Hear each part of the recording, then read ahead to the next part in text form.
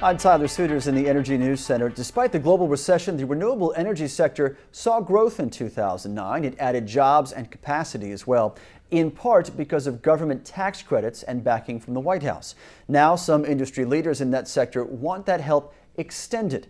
Clean Skies Dan Goldstein is in our newsroom with a closer look. Dan? Yeah, Tyler, and definitely it was a good year for the renewables industry, in part because they didn't have to make some of the cuts to the bone that we saw, especially in some sectors of the energy industry and the economy in general. Geothermal, wind, solar, biomass, all got a boost from the White House, especially from the Recovery Act. In fact, the conference call of renewable energy leaders today said that they might have had to make as many as 40,000 jobs cuts if it were not for the for the Recovery Act that was passed last February. Now, this is starting to actually show up in some of the numbers. Check this out from the EIA. The EIA says that generation from renewable resources jumped 9% last year to more than 368 billion kilowatt hours. That's up from more than 338 billion in 2008, and the EIA expects that to rise by 15% in 2010 to 424 billion kilowatt hours. That is driven, of course,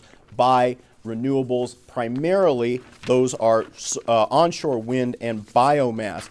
But today, those renewable energy leaders did say that the expansion could be in jeopardy unless some of the tax breaks they got from 2005 to 2009 are extended. And the biggest one they talked about is the $2.3 billion they got in new clean energy manufacturing tax credits. That is the Section 48C program that gives investors 30% tax credit for the investments that they make in renewable energy. And the leaders today on the call said that losing some of these key tax credits that fueled this renewable boom could keep private investment on the sidelines. And the way they say basically the private sector will have confidence in them if they get these extended. We need an extension of the Treasury grant program. This was created in the Recovery Act. We need at least a 2-year extension. It works. It doesn't cost the federal government any money, and it's critical to help bring financing back into the renewable energy space. The second is we need an expansion and extension of the manufacturing tax credits. Again, this was created in the Recovery Act and had a huge impact.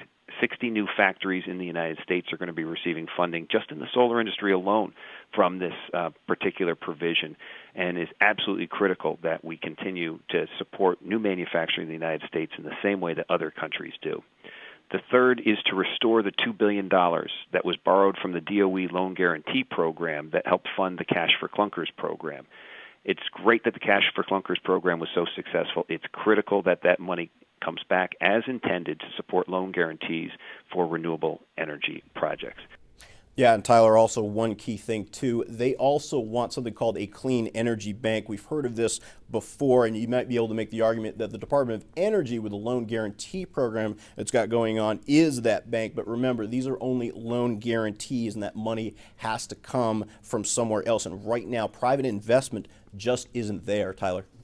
Dan, tax credits and clean energy banks aside, the real policy push from the renewable sector is renewable energy standard, correct? That's what they're really looking for right now from Congress. Right, absolutely. And one of the things that they want more than anything is they do want the cap and trade program. They want something similar to what's in the Waxman-Markey bill or Kerry Boxer, but they are realistic and they say they may not be able to get that now. What they do want is a renewable energy standard. They think if they can get a standard that's somewhere around 25% renewables nationwide, that is going to go a long way into getting them where they want to be, especially with the private sector. That will give, they think, the private sector the confidence to invest in them for the long term. Tyler. And we could see that Senate climate legislation sometime next month. Dan Goldstein reporting. Thanks a lot, Dan.